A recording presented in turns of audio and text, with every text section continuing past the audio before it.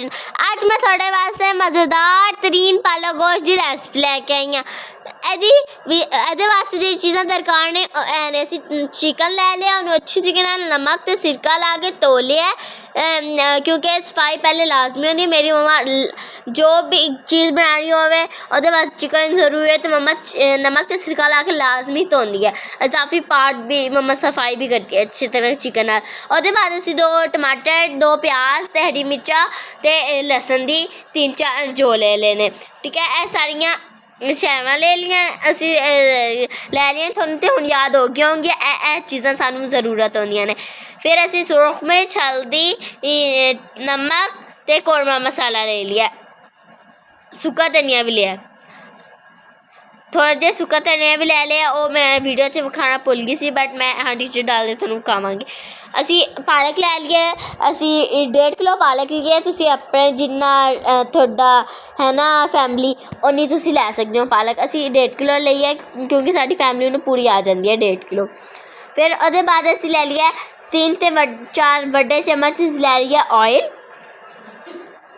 तुसी घी भी लै सकदे हो, तुसी घी भी लै सकदे हो। असी ऑयल लिया सी ते फिर असी जेह्ड़ा एक कुकर लै के उन्हें अच्छे तरीके नाल धो के ਉਹਦੇ ਵਿੱਚ ਜਿਹੜਾ ਸਾਡਾ ऑयल सी ਉਹ ਪਾ ਕੇ ਅਸੀਂ ਪਿਆਜ਼ ਪਾ ਦੇਣੇ ਤੇ ਪਿਆਜ਼ਾਂ ਨੂੰ ਅੱਛੀ ਤਰੀਕੇ ਨਾਲ ਗੁਲਾਬੀ ਜਿਹਾ ਕਰ ਲੈਣਾ ਪਿਆਜ਼ਾਂ ਨੂੰ।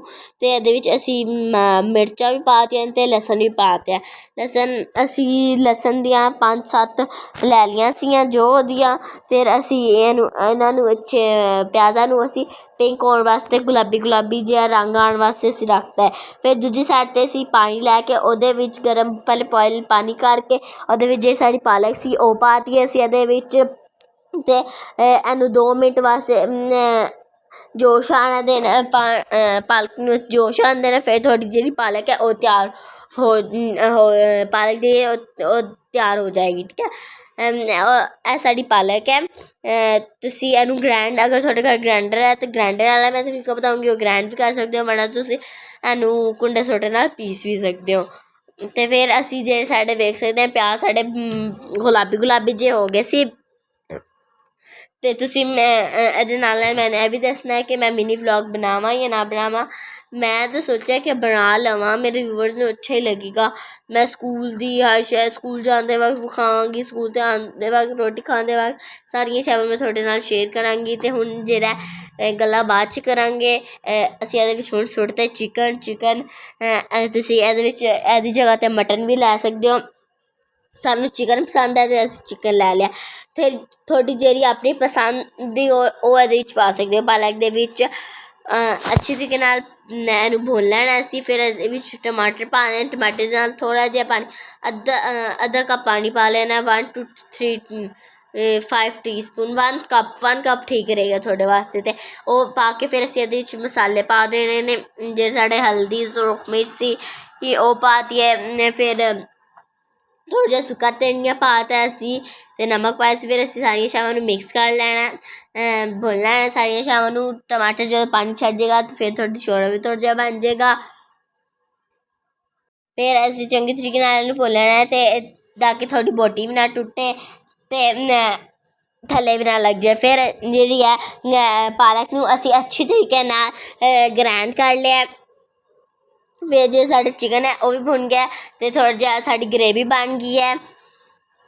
ਹੁਣ ਅਸੀਂ ਇਹਦੇ ਵਿੱਚ ਪਾ ਲੈਣੀ ਹੈ ਦਹੀਂ ਲਈ ਹੈ ਅਸੀਂ 3-4 ਟੀਸਪੂਨ ਅਸੀਂ ਦਹੀਂ ਲੈ ਲਿਆ, ਉਹ ਅਸੀਂ ਇਹਦੇ ਵਿੱਚ ਪਾ ਲੈਣੀਆਂ ਨੇ। ਉਹ ਵੀ ਪਾ ਕੇ ਗਰੇਵੀ ਵਿੱਚ ਇਸਤੇਮਾਲ ਹੁੰਦੀ ਹੈ, ਉਹ ਵੀ ਇਹਦੇ ਵਿੱਚ ਪਾ ਕੇ ਇਹਨੂੰ ਮਿਕਸ ਕਰ ਲੈਣਾ। ਅਤੇ ਜਿਹੜੇ ਸਾਡੇ ਪਾਲਕ ਸੀ ਉਹ ਤਿਆਰ ਹੋ ਗਈ ਸੀ। ਉਹ ਹੁਣ ਅਸੀਂ ਜਿਹੜੀ ਲਿਆ ਸੀ ਪਾਲਕ ਲਈ ਸੀ ਉਹ ਇਹਦੇ ਵਿੱਚ ਸੁੱਟਤੀ ਹੈ। ਪਾਲਕ ਸੁੱਟ ਕੇ ਇਹਨੂੰ ਸਾਰੀਆਂ ਸ਼ੈਵਾਂ ਨੂੰ ਮਿਕਸ ਕਰ ਲੈਣਾ ਅੱਛੀ ਤਰੀਕੇ ਨਾਲ।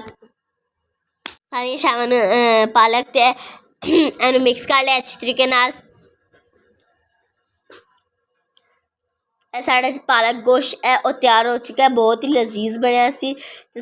ਸਾਨੂੰ ਤਾਂ ਬਹੁਤ ਹੀ ਮਜ਼ੇਦਾਰ ਲੱਗਿਆ। ਅਤੇ ਤੁਸੀਂ ਇਹਨੂੰ ਟਰਾਈ ਕਰੋਗੇ ਤੁਹਾਨੂੰ ਵੀ, ਮੈਂ ਯਕੀਨ ਨਾਲ ਕਹਿ ਸਕਦੀ ਹਾਂ, ਤੁਹਾਨੂੰ ਵੀ ਮਜ਼ੇਦਾਰ ਲੱਗੇਗਾ। 99 ਬੰਦੇ ਤਾਂ ਮੇਰੇ ਤਰੀਕੇ ਨਾਲ ਬਣਾਉਣਗੇ ਅਤੇ ਫਿਰ ਉਹਨਾਂ 'ਤੇ ਤਾਂ ਮਜ਼ੇਦਾਰ ਬਣੇਗਾ। ਜਿਹੜਾ 1% ਰਹਿ ਜਾਏਗਾ ਨਾ ਬੰਦਾ, ਉਹਦਾ ਪਤਾ ਨਹੀਂ, ਉਹਦੇ ਉੱਤੇ ਮੈਨੂੰ ਸ਼ੱਕ ਹੈ, ਉਹਦਾ ਨਹੀਂ ਮਜ਼ੇਦਾਰ ਬਣਨਾ। ਮੇਰਾ ਬਹੁਤ ਮਜ਼ੇਦਾਰ ਬਣਿਆ ਸੀ। ਠੀਕ ਹੈ, ਤੇ ਤੁਸੀਂ ਮੇਰੇ ਰੈਸਪੀ ਨਾਲ ਬਣਾਓਗੇ ਤੇ ਬਹੁਤ ਹੀ ਮਜ਼ੇਦਾਰ ਬਣੇਗਾ। ਤੇ ਅਸੀਂ ਇਹਨੂੰ ਸਰਵ ਕਰਕੇ ਖਾਇਆ ਸੀ। ਪਰਾਠੇ ਨਾਲ ਖਾ ਸਕਦੇ ਹੋ, ਤੁਸੀਂ ਸੁੱਕੀ ਰੋਟੀ ਨਾਲ ਖਾਣਾ ਚਾਹੋ ਉਹਦੇ ਨਾਲ ਖਾ ਸਕਦੇ ਹੋ। ਬੱਚੇ ਤਾਂ ਪਰਾਠੇ ਨਾਲ ਖਾਂਦੇ ਹੋਣਗੇ, ਐ ਮੈਨੂੰ ਪਤਾ। ਤੇ ਤੁਸੀਂ ਮੈਨੂੰ ਇਹ ਵੀ ਦੱਸਣਾ ਹੈ ਕਿ ਮੈਂ ਮਿਨੀ ਵਲੋਗਸ ਬਣਾਵਾਂ ਨਾ ਬਣਾਵਾਂ, ਮੈਂ ਤੁਹਾਡੇ ਵਾਸਤੇ ਮਜ਼ੇਦਾਰ ਵੀਡੀਓਜ਼ ਲੈ ਕੇ ਆਵਾਂ। ਤੇ ਮੈਂ ਤੁਹਾਡੇ ਵਾਸਤੇ ਟਿਕਟੋਕ, ਫੇਸਬੁੱਕ ਅਤੇ ਵਟਸਐਪ ਵੀ ਕਵਾਂਗੀ ਹੁਣ। ਤੇ ਇੰਸਟਾ 'ਤੇ ਮੈਂ ਇੱਕ ਵੀਡੀਓ ਅਪਲੋਡ ਕਰ ਦਿੰਦੀ ਹਾਂ, ਉਹ ਵੀ ਤੁਸੀਂ ਜਾ ਕੇ ਵੇਖਣੀ ਹੁੰਦੀ ਆ। ਲਾਜ਼ਮੀ ਰੋਜ਼ਾਨਾ ਦੀ ਜਾਂ ਇੱਕ ਦਿਨ ਬਾਅਦ ਮੇਰੀ ਵੀਡੀਓ ਲਾਜ਼ਮੀ ਤੁਹਾਡੇ ਕੋਲ ਆਏਗੀ। ਤੁਸੀਂ ਲਾਜ਼ਮੀ ਉਹਨੂੰ ਵੇਖਣਾ ਹੈ। ਅਤੇ ਮੈਨੂੰ ਕਮੈਂਟਸ ਵਿੱਚ ਦੱਸਣਾ ਹੈ ਮੇਰੀ ਵੀਡੀਓ ਕੈਸੀ ਲੱਗੀ ਤੁਹਾਨੂੰ। ਅਤੇ ਇਹ ਵੀ ਮੈਨੂੰ ਦੱਸਣਾ ਹੈ। ਅਤੇ ਮੈਂ ਲਾਈਕ, ਸ਼ੇਅਰ, ਸਬਸਕ੍ਰਾਈਬ ਕਰਨਾ ਨਹੀਂ ਭੁੱਲਣਾ। ਅੱਲਾ ਹਾਫਿਜ਼ ਮੇਰੇ ਸਾਰੇ ਵਿਊਵਰਸ ਨੂੰ।